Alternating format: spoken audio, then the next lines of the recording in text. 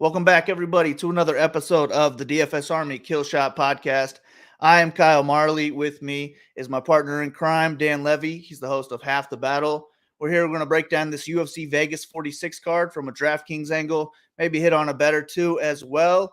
It's been a while. It's been almost a month since we've done this. We haven't had fights in a long time. This card's kind of been wrecked with COVID and injuries, but it's good to be back. We still got 100K up top, 10 fights as of now. Hopefully those all stick. And we got some free squares on this card, so I'm interested to talk about it, see how we can maybe get a little bit different. But how you doing today, Dan? Doing great, man. Yeah, two of my bets canceled, Muslim Salikov, Clayton Rodriguez, but it doesn't matter because I still got two more that we'll talk about, and I'm just pumped for this main event, man. I mean, if they cancel the entire card minus the main event, I mean, it would still suck because there's other fights I'm looking forward to, like the Royval fight, the debut of Brito, but, man, this main event is sick, and I can't wait. Yeah, I'm definitely looking forward to the main event. A couple others as well. And we also have football tomorrow. We got playoff NFL going on over at DFS Army. We got tools and coaches for all sports. Sign up now if you haven't yet. Promo code Sleeveless will save you 10% every month you stick around. I think you guys will like it. We also have an awesome community in the Discord. So check us out. All right, well, let's get into it. First fight on the card, we got one of those free squares. We have TJ Brown coming in as the favorite here. He is minus 235 against Charles Rosa, who's stepping up on short notice. TJ Brown was a fairly big underdog in his recent matchup, but Benitez pulled out. Rosa stepping up here, and now we got a favorite who is the fourth cheapest guy on the card at $7,100 on DraftKings. So it gets interesting right off the bat, and then it's the same thing for the next fight as well. I think in cash games, you just start your lineup right here. You throw in Brown, and then if you want to get different, if you think maybe Charles Rosa has a chance, then that's where you do that in GPPs. Even if you think Brown is going to lose this fight, you still put him in your cash lineup because that value is just too good to pass up on. But for GPPs, I think we could do whatever we want on this card. So talk to me about this fight, Dan. Yeah, I mean, listen, Charles Rosa, the fact that he stayed in the UFC this long is pretty admirable, man. I mean, he's a tough-ass dude. I mean, for a guy with zero takedown defense and is just not an athlete, I mean, he's more of an athlete than me, but you know what I'm saying. For UFC standards, I mean, we're about to talk about like Joe Anderson, Brito. If you want to talk about athletic, like Charles Rosa is the polar opposite, man. So, I mean, I see TJ Brown dominating this fight until he either gets his arm raised or until he pulls a stunt, which he has done various times. I mean, both of his octagon wins, which is his most recent win, and then the Dana White Contender Series fight, he got dropped in both of those. So, and he's been knocked out in other fights outside the UFC. I've seen him dominate fights and then randomly get choked out by shit that shouldn't even choke people out in the UFC, like guillotines from side control. So, I mean, yeah, like TJ Brown's going to dominate this fight. It's just, I wouldn't go all in because this guy is a stunt machine. But I still think he's going to win. So give me TJ. But yeah, tread with caution, man, because how many times are you going to see this guy, get takedowns at will and then get choked out, get takedowns at will and then get dropped? So I don't trust the guy at all. But yeah, he's minus 250 and he's 7,100 on DraftKings. So obviously we're going to take a little gander for the value, but I don't trust the guy. Yeah, and I think if you don't trust him, it's a good fight to either fade TJ Brown because he's going to be like 50, 60% owned on this card, or go where nobody else is going to go and take Rosa. Maybe Rosa can get a submission here. I think he's live for submission in any round, whether he's losing 2 rounds or not. He could pull off an armbar from guard in the third round after losing 10 minutes of this fight. So I'm interested in Rosa because he'll be sub 10% owned here. If he gets the win, that'll kill off more than half the lineups with TJ Brown in them. So I'm sort of interested in that, but I do think Brown is the much better striker. I think he's the much better wrestler. It's just that he's hard to trust. I don't know that he's got a good game plan, but I also think maybe he can go out there and not look for any takedowns in this fight and kind of avoid the danger. He's got a suspect chin, but Rosa's not a guy that's going out knocking guys out. So I think Brown could go out there, have a 15-minute striking match and get his hand raised relatively easily here, but that's not going to score the points that we want on DraftKings. On DraftKings, we want Brown to rack up 10 takedowns in this fight, get 100+ points even in a decision, and if that happens, it's a no Brown, no cash type of week. I'm not exactly sure what I'm going to do with him. I'm going to try and fade one of these free squares we got, at least one, because I think that's where everyone's going to start is with TJ Brown. And then in this next fight, Brian Kelleher, because Brian Kelleher is $7,500 on DraftKings, but he's the biggest favorite on the entire card. He's coming in I believe he's 3-1 favorite now. Yeah, 3-1 favorite over Kevin Croom, who's stepping up on short notice. He's not really a guy I'm looking to win decisions anyways. Croom's an aggressive grappler. I think it's going to be kill or be killed for him. But this is where everyone's starting their lineups is with Kelleher and TJ Brown. It's just too good of a value to pass up on. That's what you do with your cash game lineup. But for GPPs, if you want to get different, I think you could fade one of these guys or get super different and use their opponents. But talk to me about this Kelleher fight, Dan. I mean, listen, both these guys have nasty guillotines. They're both dangerous early, but that's kind of where it ends for Kevin Croom. You know, I think in the early going, he's got the chance to submit Kelleher. Kelleher's been submitted in the first round more than once, and Croom has a disgusting guillotine. But on the flip side, Kelleher also has a disgusting guillotine, but we've seen him win fights that get extended. He's kind of a junkyard dog.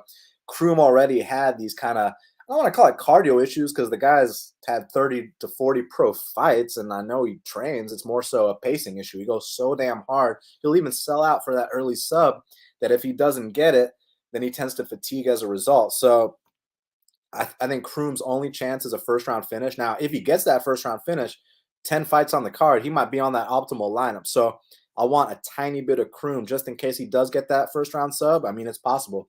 But I think this long-haul battle will be won by Kelleher, and he'll be my pick. Yeah, this is similar to the last fight where I just don't see Kelleher losing minutes in this fight. But if he's going to lose, it's going to just be a quick submission. Nobody's going to be on Croom. He'll be sub 10% as well. So I'm not fully against going with a Croom or a Rosa lineup. But if you go with Croom and Rosa, you basically are competing with nobody else if those guys go out there and get first-round submissions. I just think it's a tough task here. I think Kelleher is better everywhere. And I think the longer this fight goes, it's just going to play more into his favor. And I see him getting a late finish in this fight. I would say that, well, you're putting them both in your cash game lineup, whether you think they lose or not. That's what you're starting in cash. But I would say for GPPs, Brown is the one with the higher ceiling, but Kelleher is the safer play. Would you agree with that? That Kelleher is the safer play? The safer play of the two, like just to get a win.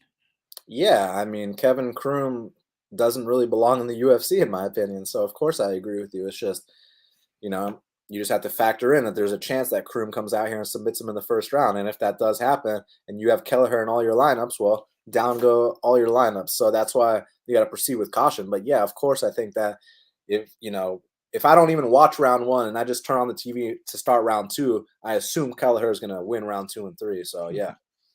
Yeah. Okay. Yeah, I agree. And I'm honestly cool with if I'm doing 150 lineups on this card, I'm not locking either one of these guys. And I'd probably set a max ownership of around like 75%, something like that. And if I'm hand building, I'm not against just avoiding both fights, hoping that it's a lackluster decision where the favorite wins with 70 points or something like that. Even as a DraftKings underdog, that might not cut it. Especially with however many people you're going to be competing with who will have the same points if these guys get it done. So this is where it's just going to get real interesting where the ownership goes with these two fights. And I'm not exactly sure what I'll do yet, but I think with my single entry, at most I'll have one of Kelleher or Brown in it. But I do think they both get the job done. All right. Next one on the card, we got Ramiz Brahimaj minus 115 against Court McGee minus 105. I would have liked this fight more without those, free squares on the card, but I'm interested in this fight. We have a guy with Brahimaj who has all 9 wins by early submission, and then Court McGee has 30 pro fights and has never been submitted. So I think it's just an interesting matchup here. But talk to me about this one, Dan. Yeah, I mean, listen, Court McGee is such a vet. This is a guy that he beat Brad Tavares on The Ultimate Fighter. He beat Robert Whittaker in the UFC. I mean, what else is there to say? This guy is such a badass. He died and came back to life. Like, that's a true story as well. So Court McGee's got all my respect. He's one of those guys that you start to gas out against Court McGee and he will push that pace on you. And that's the concern here with Ramiz, because Ramiz, honestly, while he's fresh, man, he's kind of like a phenom on the mat. And I have a suspicion that if you go to Fortis MMA and you watch their jiu-jitsu class, I bet you Ramiz is out there tapping out Jeff Neal and tapping out like all the killers at Fortis. Like that's how damn good this guy is on the mat.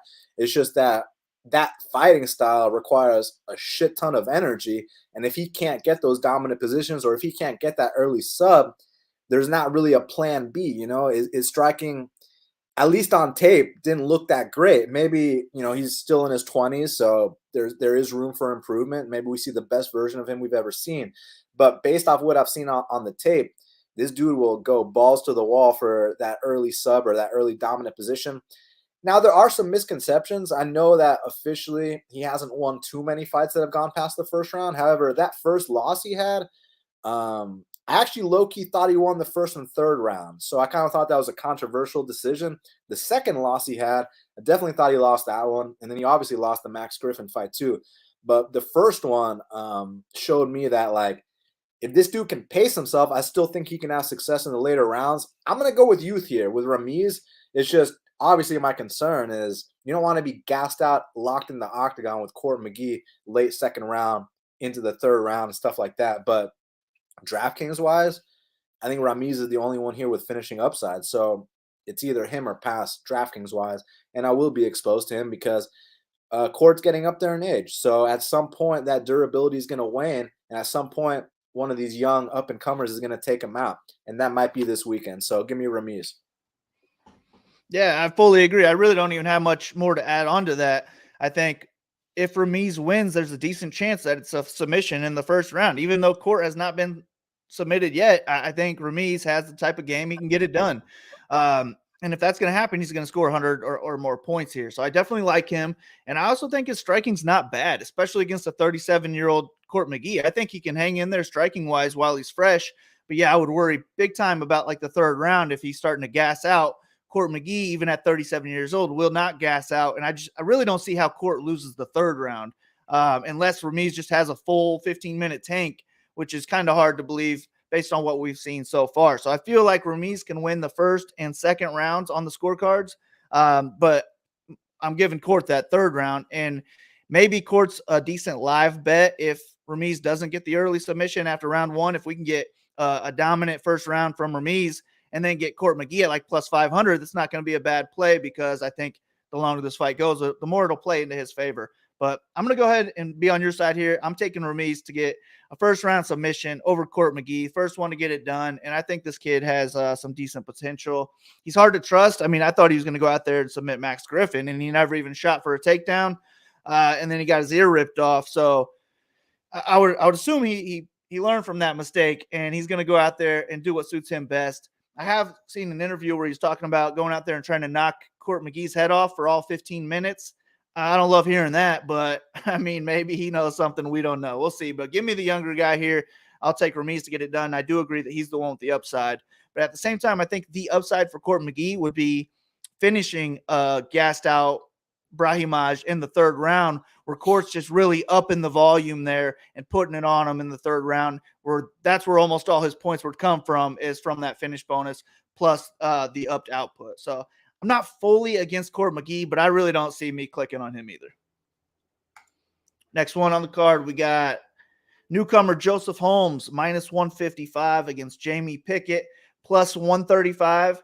I didn't really see why Holmes, is even in the UFC yet. I didn't think he was that great, but I saw he won on the Contender Series. And then today I just saw the new Looking for a Fight, and he was on that as well. So now it makes more sense why he's on this card anyways. And I think it's a good matchup for him with Jamie Pickett because he's not really UFC caliber either. So how do you see this fight going down? And do you think either or both guys have upside in DraftKings? Yeah. So I so agree with Dana White on his decision on Contender Series. Like I saw Joseph Holmes, I thought he was too green at the time. So Dana agreed. Dana said, let's give this guy a chance on Looking for a Fight and see how he performs. He goes out there, knocks his opponent out, and then he gets the contract. So I think it's important to bring that up because you look at a situation like, do you remember this kid Impa Kasangane? You remember Impa super high on him. Kalmali? Yeah. Remember how he was like on the wrong side of that Joaquin Buckley knockout? Oh yeah, I lost money on that. Okay, but let me tell you why I'm bringing that up.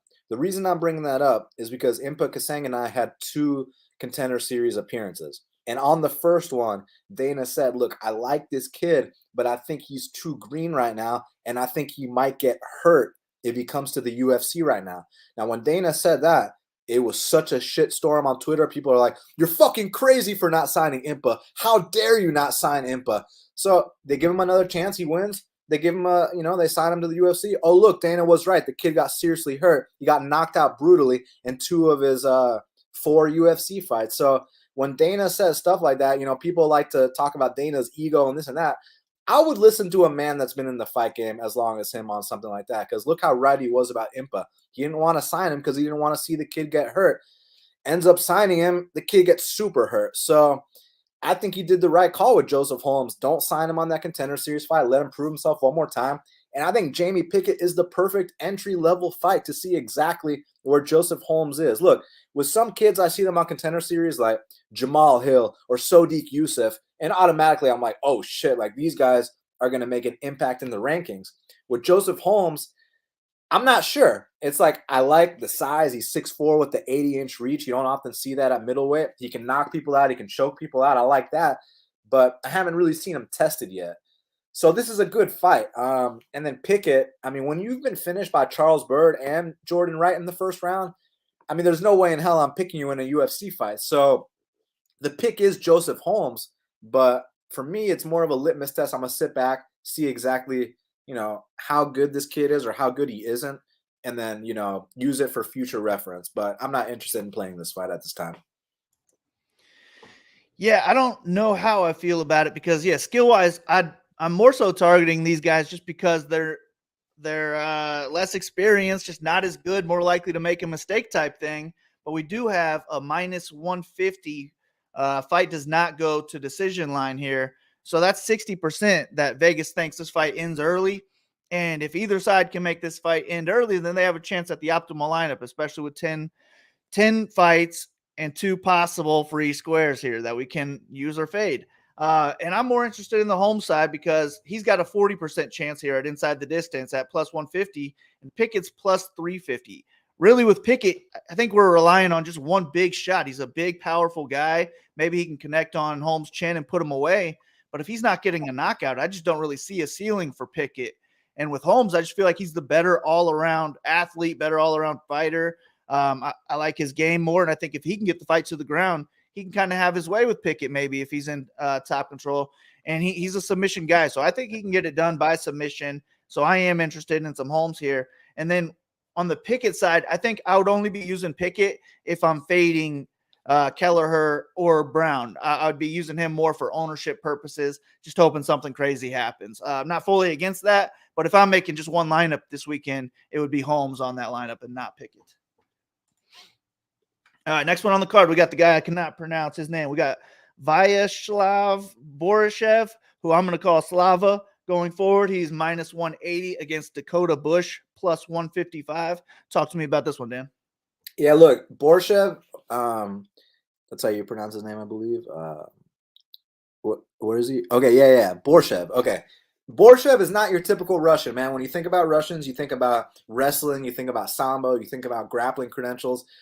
This guy's takedown defense is actually quite shitty. However, on the flip side, dude's got hands, man. I mean, he's got some very accurate boxing for MMA.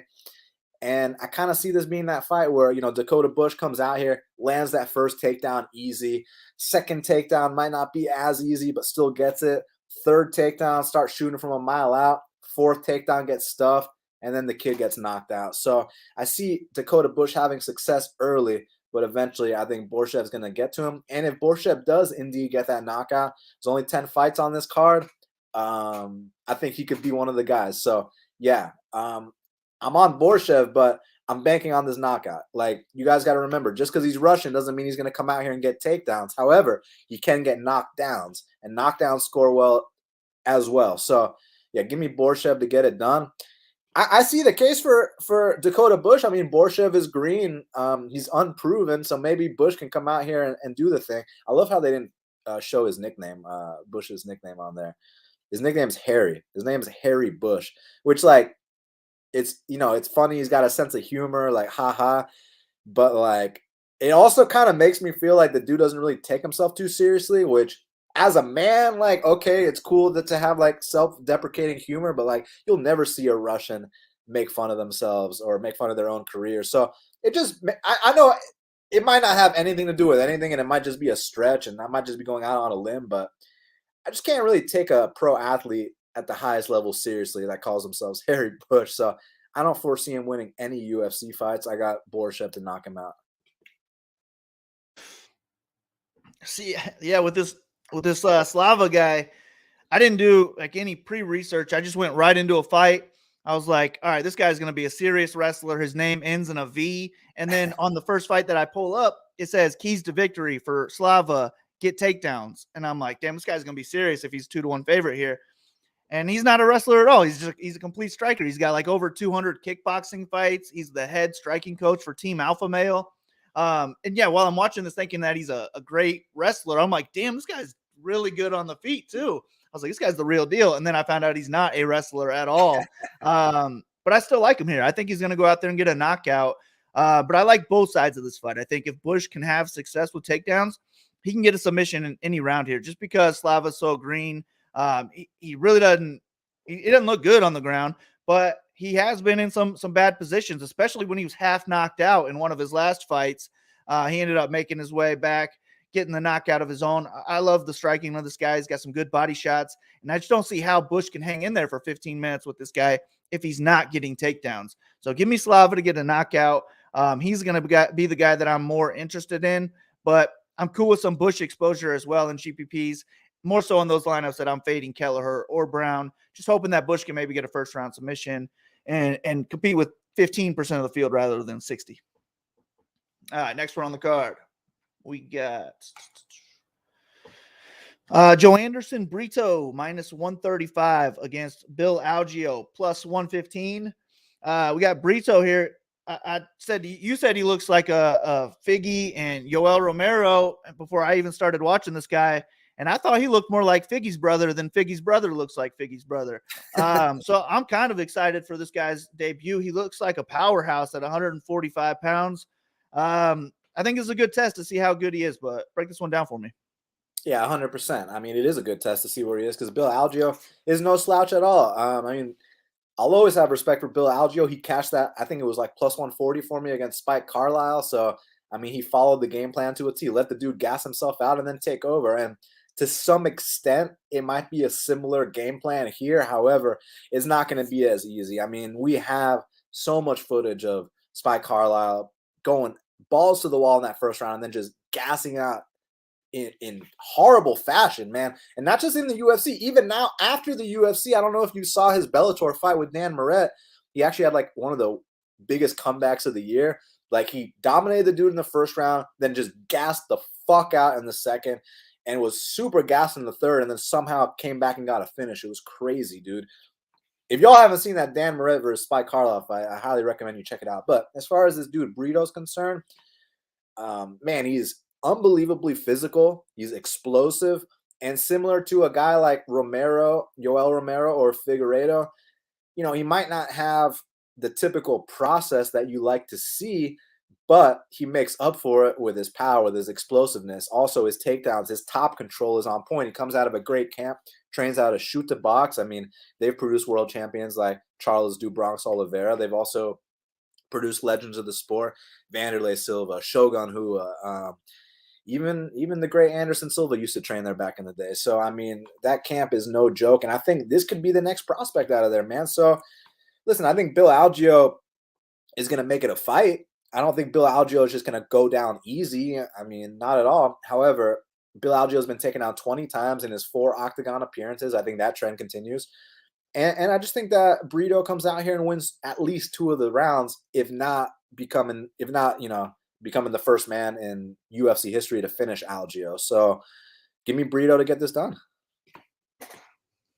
Yeah, I'm leaning on the Brito side as well. I think he can get a knockout on Algie. He's super explosive. He throws with heat. I mean, if he hits a clean shot, I feel like Algie's going down. He's never been knocked out before, but I don't know that you can have a granite chin enough to just take a solid Brito shot. And then at the same time, Algie's been taken down 20 times in his like 4 UFC fights.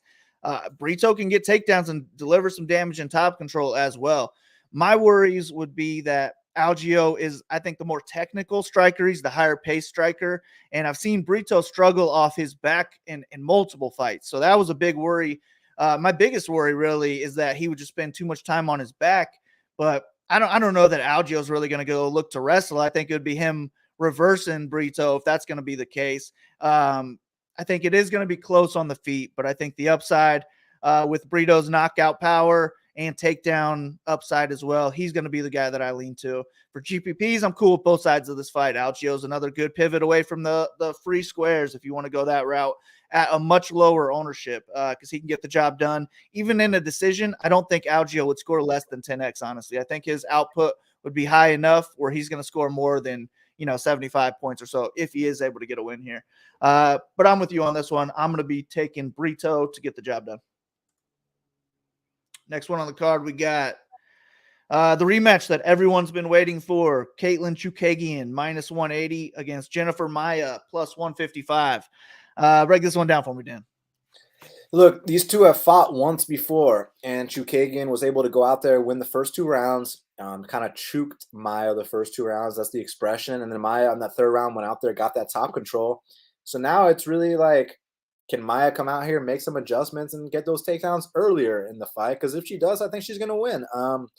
I mean, she's had some confidence builders since then. I mean, she won a round off Valentina, and even all the other 4 rounds that she didn't win, it's not like she got her ass beat that bad. It wasn't like the Lauren Murphy fight where like it was like a merciful stoppage. Like Jennifer Maia held her own. It was pretty solid, man. And it kind of like made people think that, maybe there are some holes to be exposed for Valentina. Like maybe she's not this invincible champ that everyone thinks she is. Because I remember when Jennifer Maia got on top, I was like, holy shit, is she about to beat Valentina? So, I mean, if she can come out here and just get the takedowns earlier in the fight, then she can get this upset. And from DraftKings, I mean, I want no part of Chookagian on DraftKings. I mean, what's the history of Chookagian covering that salary cap? Kyle, I'm actually curious. So, yeah, she has 9 UFC wins, and her only one where she would have had more than 10x her right now, she's 8,900 in this fight. She would have scored more than 10x in one of those 9 fights, and that's the one where she looked like Khabib against Shevchenko's sister. Exactly. Every other 8 wins, they're all 80 or less points. Exactly. I mean, that's all I have to say. So basically, I want no part of Chookagian on DraftKings. Even if I think she might win the fight, I don't want her on my DraftKings because she's not about to put on a takedown clinic on Jennifer Maia. She's not about to knock out Jennifer Maia. She's not going to submit Jennifer Maia either. So, and I mean, she's probably not going to win via DQ either. So I want no part of Chookagian. It's Maia or pass. I mean, because Maia can at least come out here, maybe get some takedowns. Then we see her cover that. What is she, like 7,300-ish or 74, 75?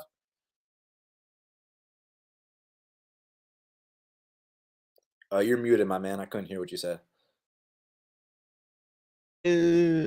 She's 7,300. Yeah, I'm not too interested in this fight, so I wouldn't even know her freaking Exactly. stuff. She's 7,300. So this is clearly Maia or pass. You take that 7,300.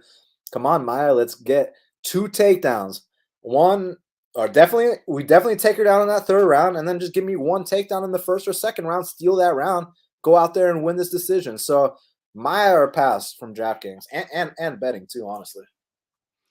Yeah, I agree. I think we get a full 3 rounds here, and the only one who I think has a shot at 10x or more is Maia here. So really the way I would use this fight is Chookagian, if you want to use her, I think she would fit best for cash games if you feel confident she gets a win here, just because we can afford her with our 2 free squares.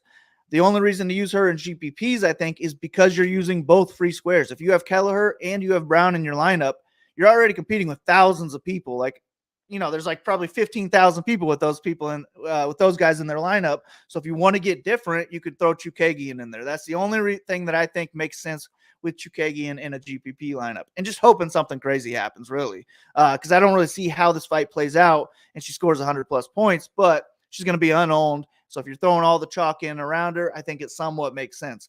But for GPPs, I'm more interested in the Maia side, and that would be more in those free square fades. If I'm not using Kelleher and or Brown, then I'm somewhat interested in Maia. But other than that, I just think we get a a 15-minute fight here where Chikadze wins a decision and scores 70 points, and that's just not going to cut it on DraftKings. 70 if she's lucky, to be honest. And that's not going to cut it on DraftKings. So I'll probably X her out of my GPP player pool because I don't really plan on using Kelleher and Brown. I'm just trying to get a little bit different on this card rather than building the best lineup.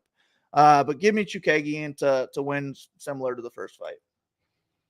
Next one on the card, we got all right, Brandon Royval minus 165 against Rogerio Bontorin plus 145. Bontorin's been, I think, going back and forth 135, and now he's back to 125. He actually made weight, I believe, today as well. I'm excited for this fight. I think it's going to be one of the higher-paced fights on the card. I'm interested in both sides of it, but for me, more so the Royval side. But talk to me about it. Well, I mean, you just said why I like Royval, the high pace. That's the big difference between these two. Royval pushes such a higher pace than Bontorin, and I like Bontorin too, man. I mean, he's explosive, he's strong, he's got a black belt in jiu-jitsu, he hits hard. I like the kid. It's just he takes too many minutes off fights because, I mean, he will gas out if he doesn't. So it's smart of him to pace himself. However, against Brandon Royval, I mean, people think it's just as simple as Rogerio just taking him down and just neutralize him. I don't think it's that simple. I think you take a kid down like Royval, and he's going to make you scramble. He's going to make you work. And by that third takedown attempt, I think Bontorin's going to be huffing and puffing, man. So, yeah, just give me Royval to be the more active guy here. Yeah, I agree. And I just love the pace of Royval. So I think he has the potential to score well, and he is a finisher. I think he can get a knockout or even a submission maybe against Bontorin. Bontorin's a solid ground guy, so I'd be more surprised with the submission here. But Royval's solid on the ground also. He's slick. I'm interested in Royval in all formats, and Bontorin would be more GPP only, just to be different from the field.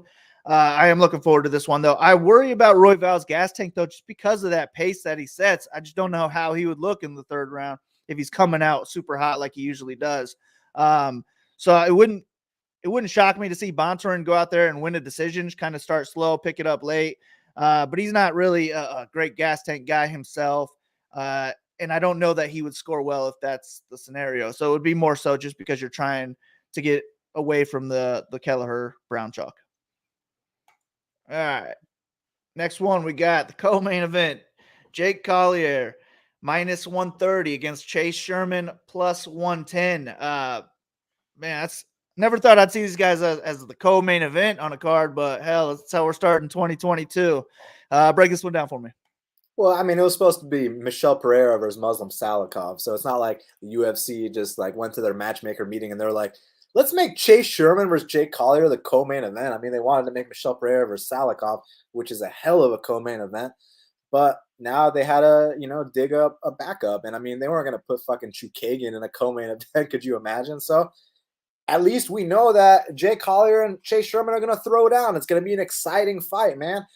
And either guy could go to sleep early, but I think the longer this fight goes, the more it favors Collier. I mean, how many times do we have to see Chase Sherman gas out before we realize that, I mean, he's not exactly known for winning decisions. And one thing about Collier, I know he's kind of fat. I know he used to be a middleweight, but dude's got some decent output for a heavyweight, and I think that should be enough to win him a decision here, barring him getting clipped, which is definitely a possibility. So the early knockout is live on both sides, but I think the extended battle and the decision is most likely won by Collier. So for that reason, he is my pick. Yeah, this is one I'm not super interested in because I think it goes to a decision, but they are heavyweights, so it could only take one shot with these guys, and they are heavyweights with good output. They both put up high numbers here. Sherman's landing over 6 strikes per minute, but he's eating more than 6 strikes per minute also, and just on output, Collier, I think, could put out more than Sherman. Sherman's just really hittable. I'm going to roll with the Collier side, but I'm not confident in it at all. I don't think he's got really 100+ point upside here. I think it would be more trying to get around 10x. But the way I'll handle this is I'll probably avoid it with my hand builds, and then I'll let the domination station just control it by itself. Maybe limit these guys to 20, 25% max, something like that. But let the DFS Army optimizer do its thing. And speaking of the optimizer, again, best time to sign up right now. We got NFL playoffs and NBA's going on. We got the start of MMA. We got that almost every week. So sign up, promo code Sleeveless. That'll get you 10% off every month. And I think you guys will like it and stick around. But yeah, give me Kelleher in that co-main event. Next one on the card, we got an awesome main event to make up for that co-main. We got Chikadze minus 255 against Calvin Kattar plus 205. That's not how you spell his last name, is it? Yeah, I don't know why this fight is on future fights for best fight odds. Like, get your shit together, best fight odds. That's why we use fightodds.io from now on. Okay, good to know. But break this one down for me. I'm excited for it. Main event. I mean, listen, dude, I'll just keep it short and sweet. I'm a big fan of both guys, but I just don't see how a one-dimensional boxer with a negative strike ratio is going to beat Giga Chikadze in a fight, period. I mean, I get that, people want to fade Giga because a long-ass time ago when he was 5-1, he lost to a bum on Contender Series. Well, that's when he was 5-1. He's 14-2 now. I mean, we're looking at a different fighter. I mean, Kamaru Usman got submitted by a bum a long time ago. Beneil Dariush in his second UFC fight got knocked out by Ramsey Nijem. Like, these are part of the growing pains that people need to take to get to their eventual goal. So I don't really give a shit that Giga got submitted by a bum when he was 5-1. He's fucking 14-2 now. Look what he did to Edson Barboza. Look what he did to Cub Swanson. Look at how much he's incrementally improving every single fight. With Kattar, it's the same thing every single time. Got to look out for that jab. Got to look out for that money right hand. But after that, then what? I mean, do we have to worry about his kicks? Do we have to worry about his takedowns? I mean, I know they're there, but I just don't think they're going to be effective weapons here. I think that Giga is going to light up Calvin Kattar in a way that's going to be eye-opening to where people are like, man, maybe we shouldn't have given Korean Zombie the title shot. Maybe we should have given it to Giga. So, yeah, Giga, optimal lineup. Giga, max bet. Giga destroys Calvin Kattar. That is my pick. I would be picking Giga. I think Giga wins this fight more than he loses this fight. But at minus 255, he has to win this fight more than 72% of the time for there to be any real value. So the line is what talked me into picking Kattar on the coach's notes for the DFS Army members. You'll see me picking Kattar there, but that's the line. If we're just looking at UFC pick'em, going in here picking who we think is going to win the fights, I'm picking Giga more often than not, but more like 65% of the time, not 72% of the time. So in my opinion, the value here is on Kattar. I think Kattar is the higher output fighter. The longer this fight goes, I think it's going to play into Kattar's favor. I don't know how Giga will look if this fight hits the championship rounds, and I would favor Kattar to win rounds 4 and rounds 5. All he has to do is squeeze out one of those first 3 as well. I think he can get it done. I think he could knock Giga out as well if he is slowing down especially. But I'm looking forward to this one. For DraftKings, I don't know what I'm going to do. I think the way I'll attack it is I would throw Giga in cash games because I can afford him. You put Giga in, Brown, Kelleher, figure out 3 other favorites that you like, and that way you don't even have an underdog in your lineup. I'm definitely cool with that, but that's going to be so easy for people to do that. It's going to make Giga very popular in GPPs as well, and I think the only way that Giga ends up on the optimal lineup is with a knockout. He's not going out there getting takedowns. He's not a high-paced striker, and I just don't know how he scores without multiple knockdowns or a knockout in this fight. So I'm going to go underweight to Giga in GPPs. I'd get my exposure in cash games. I would guess I do play some cash this week just because there's going to be some fish out there that are not playing Kelleher and Brown in their cash game lineup, and I want all that action. So send me a head-to-heads if that's you guys. But I think Kattar will be somewhat under-owned because of Kelleher and Brown, and I think he makes a good main event pivot away from those guys on this card. So I'll probably be in line with the field or overweight on Kattar and then underweight on Giga. But I can't wait. I think it's going to be an awesome 25-minute striking match, and I'm looking forward to it. It's going to be a good main event to start off the year. You got anything else to add, Dan? Yeah, I mean, we haven't even talked about how Kattar is coming off the worst ass beating in UFC history. Let's see how he rebounds from that. Honestly, that didn't even factor into like my analysis that much. I still think that even if that fight didn't happen, I got Giga. I mean, I saw Moicano put on a kickboxing clinic on Calvin Kattar before. So yeah, and I think the whole Giga gassing thing is a myth. I mean, did he look like he was gassing in that 3rd round versus Edson? Did he look like he was gassing in that 3rd round versus Omar when he was the only man in UFC history to drop him? So I think just because he gassed a long ass time ago when he was green doesn't mean it's going to happen again. I think people are disrespecting Giga, and I think he's going to open up a lot of eyes. And I'm the guy that when Kattar made his debut and everybody was parlaying Andre Fili at minus 300, I was the guy saying do not parlay Andre Fili because Kattar's no slouch. But I also said Kattar's going to make it to the top 5. That's where he's at now. It doesn't go farther than this. So I think Giga's about to become your clear-cut title contender in 2022. I'm excited. Yeah, if he gets the win, he will be that. All right. Now to end the podcast, every week we do a kill shot where we think somebody who is somewhat lower owned can end up on the optimal lineup, the 100K lineup this weekend. You got anybody that might go overlooked? Joe Anderson, Brito. I mean, look, this is a tough card for sure. Only 10 fights to pick from. But Brito making his UFC debut, Algie is the more popular guy here. So I think Brito can come out here, get some takedowns, possibly even get a finish. So give me Brito. And I got a bet on him too. I like it. I'm going to go with Ramiz Brahimaj, first guy to ever submit Court McGee this Saturday. I can't wait for it. I think he's a decent prospect. And this fight is a good matchup to see how good he is, especially if he can't get takedowns. Then we'll see how his striking looks. But I would not like him as a kill shot if that was the case. I'm using him as a kill shot because I think he can get an early submission. But that's going to wrap it up. Hopefully everybody listening has a good weekend, win some money. Good luck. We are out.